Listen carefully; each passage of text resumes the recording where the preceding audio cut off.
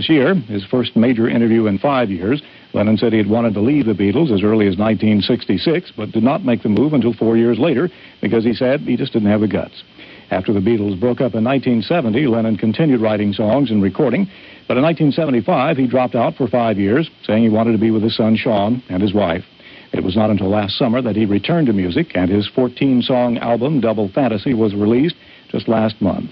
The album, which includes songs by Yoko Ono, is based on Lennon's experiences over the 5 years during which he kept house, cooked, and cared for their son.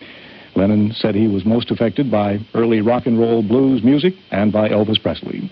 Repeating, former Beatle John Lennon is dead. He was shot and killed Monday night in front of his apartment building in Manhattan. Police have a suspect in custody. He has not been identified. John Lennon was 40. This has been a CBS News special report.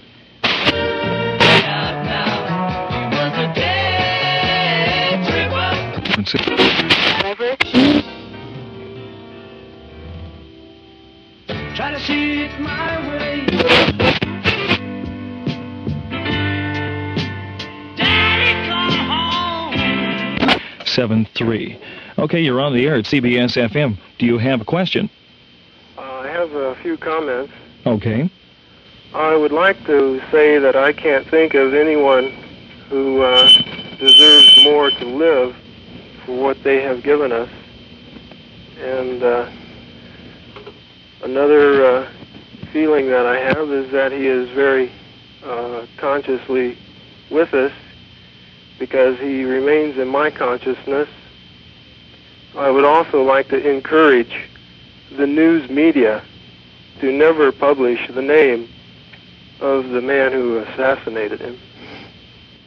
Well, there's an idea only because of the fact that that's could be a possibility of what he's looking for. Unfortunately, with the structure of news media that we have today, I would feel that that would be pretty much impossible, don't you, Eric? Yeah, I don't think there's a chance in the world, although... It's a nice thought.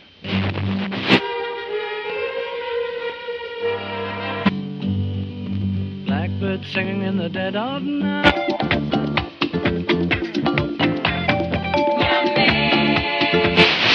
The sound of a revolution. In any way, now these days are gone.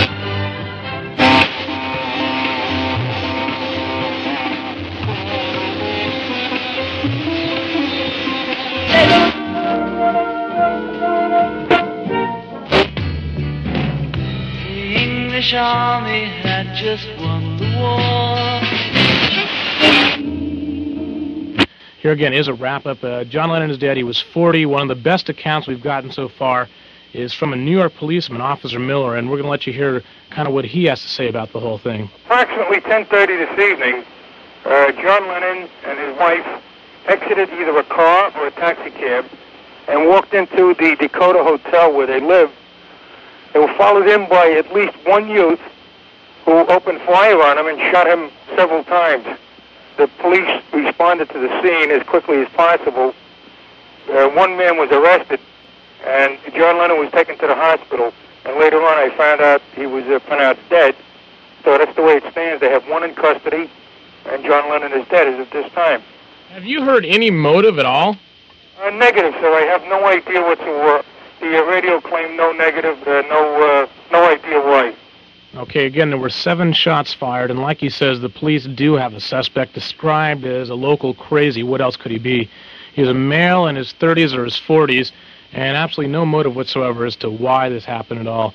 John, they say, was conscious when they took him to the hospital, but Dr. Stephen Lynn pronounced him dead on arrival, saying that absolutely nothing could be done to save him at that point. There was a significant injury of the major vessels inside the chest, which caused a massive amount of blood loss, which probably resulted in his death.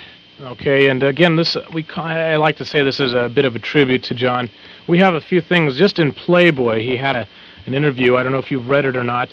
He mentioned a few things about death, and I'd like to read a couple things to you. It may help deal with it. Again, they asked him, what about death? About Rust Never Sleeps Away, Neil Young's thing about how it's better to burn out than to fade away. What did he say? I hate it. He said it's better to fade away like an old soldier than to burn out. I don't appreciate worship of dead. And Sid Vicious, or of dead James Dean, or of dead John Wayne. It's the same thing, making Sid Vicious a hero. Jim Morrison is garbage to me.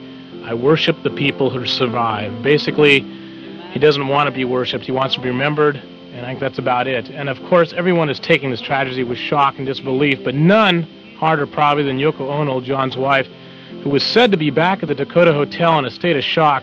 Of course, she was with John until the end. And also at the Dakota, it appears an impromptu memorial is being staged right now. There's hundreds of Beatles fans outside mourning. They'll probably be out all night. And while still just a few feet away, they say, is the puddle of blood left from the attack.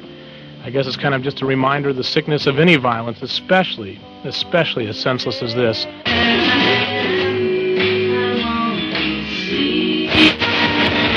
But it was always for peace.